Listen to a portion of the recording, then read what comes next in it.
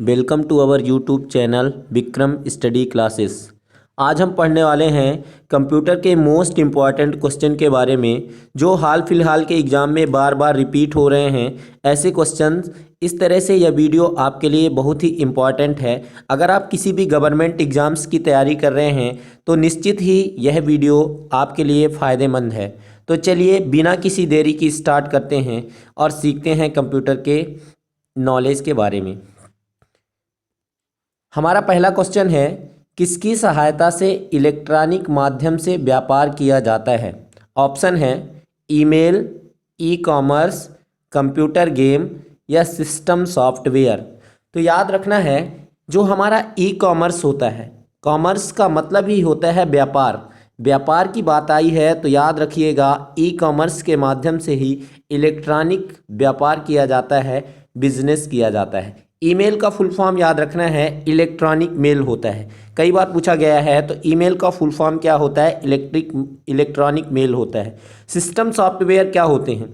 System software ऐसे software होते हैं जो सिस्टम के अंदर पहले से उपस्थित होते हैं, उन्हें सिस्टम सॉफ्टवेयर कहा जाता है। ठीक है फ्रेंड्स, चलिए अगला क्वेश्चन है, साइबर अपराध क्या है? साइबर क्राइम देख रहे हैं, इन दिनों में साइबर क्राइम बढ़ते ही जा रहा है। तो साइबर अपराध है क्या, क्राइम है क्या?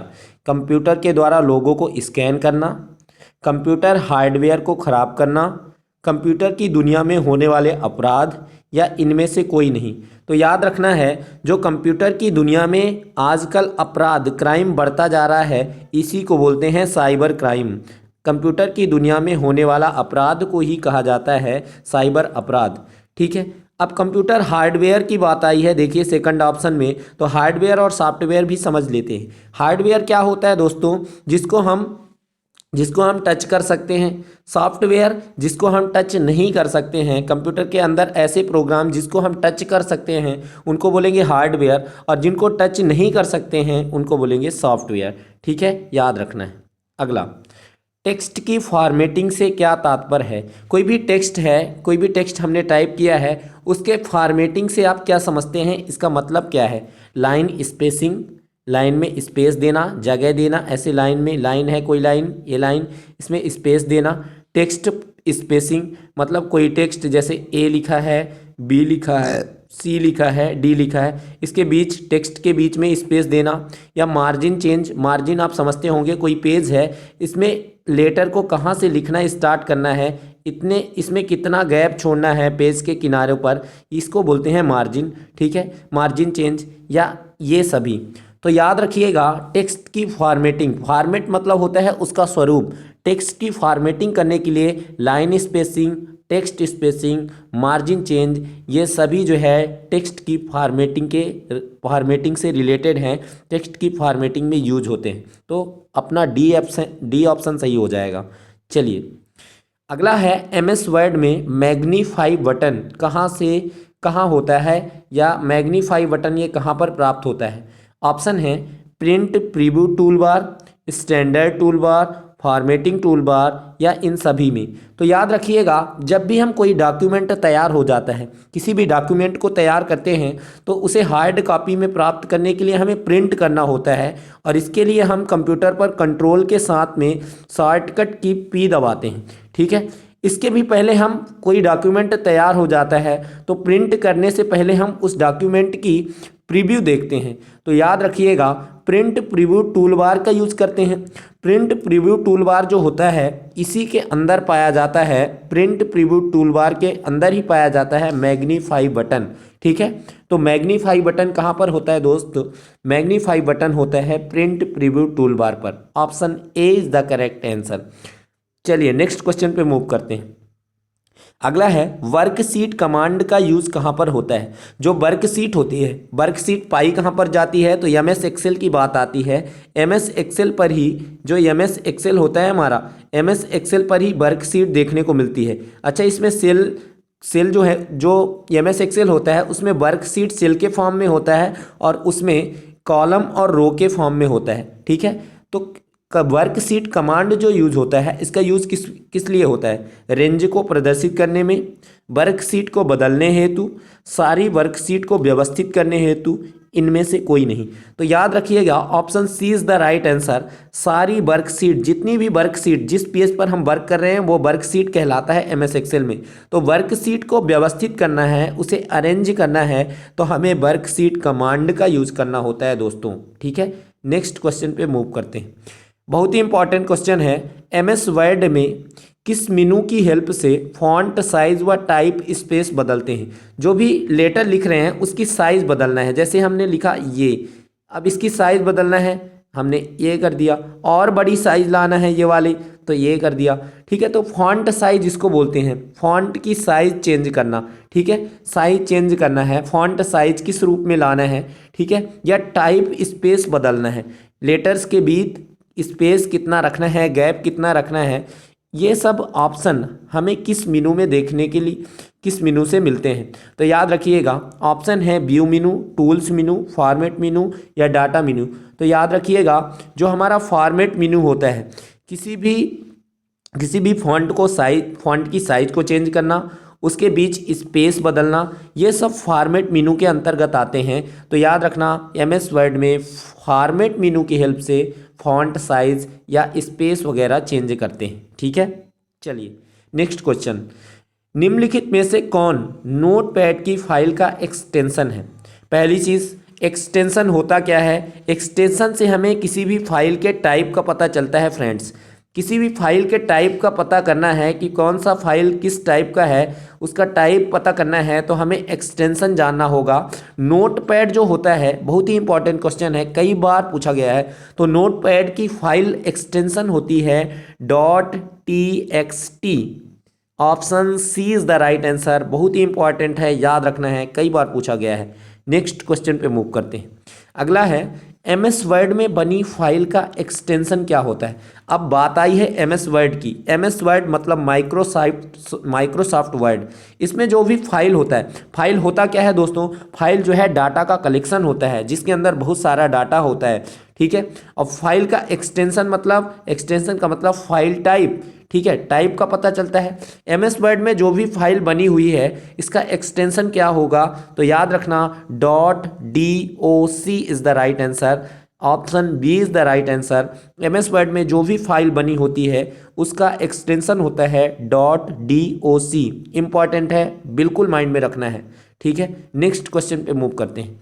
एक्सेल में मैक्रोज की शॉर्टकट की क्या है। अगर मैक्रोज ऑप्शन, एमएस एक्सेल की बात हो रही है, अगर मैक्रोज शॉर्टकट की यूज़ करना है, मैक्रोज लाना है तो शॉर्टकट की कौन सा यूज़ करेंगे। पहली चीज़, मैक्रोज होता क्या है। मैक्रोज एक कमांड होता है दोस्त, और मैक्रोज से हम समय की बचत करते हैं। मैक्रोज क्यों यूज़ करते हैं, अगर हमें अपने टाइम का मैनेजमेंट करना है, समय को बचाना है स्प्रेडशीट में वर्क करते समय एक्सेल में, तो समय की बचत करने के लिए हम क्या यूज करते हैं, मैक्रोज यूज़ करते हैं। तो कीबोर्ड में अगर हम मैक्रोज की शॉर्टकट की क्या यूज़ करेंगे, अल्ट के साथ +4 दबाएंगे, अल्ट के साथ 9 दबाएंगे, या अल्ट के साथ में 8 दबाएंगे, या इनमें से कोई नहीं। तो याद रखिएगा अल्ट के साथ में, कीबोर्ड में हमें अल्ट के साथ में 8 नंबर कीज़ प्रेस करना होगा। मैक्रोज की शॉर्टकट की है तो मैक्रोज की विंडो ओपन हो जाएगी, मैक्रोज का कमांड का यूज़ कर सकते हैं। चलिए नेक्स्ट क्वेश्चन, एक्सेल की पूरी वर्कशीट सेलेक्ट करने के लिए, एक्सेल में होता क्या है, एक्सेल में वर्कशीट होती है और पूरी वर्कशीट को सेलेक्ट करना है। ठीक है, तो कौन सी शॉर्टकट की यूज करेंगे, तो याद रखिएगा कंट्रोल+A। अगर एक्सेल में पूरी वर्कशीट को सेलेक्ट करना है तो हमें अपने कीबोर्ड में प्रेस करना होगा control A. So option A is the right answer. और कंट्रोल+N का यूज़ होता है न्यू वर्कशीट ओपन करना है, N फॉर न्यू, तो कंट्रोल के साथ हम N दबाएंगे, N प्रेस करेंगे न्यू वर्कशीट ओपन करने के लिए। ठीक है दोस्त, चलिए अब देखिए बहुत ही इंपॉर्टेंट क्वेश्चन है, ISP का पूरा नाम क्या है। ध्यान से देखिएगा, ये पूरा का पूरा वीडियो बहुत ही इंपॉर्टेंट है। सारे क्वेश्चन जितने हमने लिए हैं एग्जाम के लिए बहुत ही इंपॉर्टेंट है।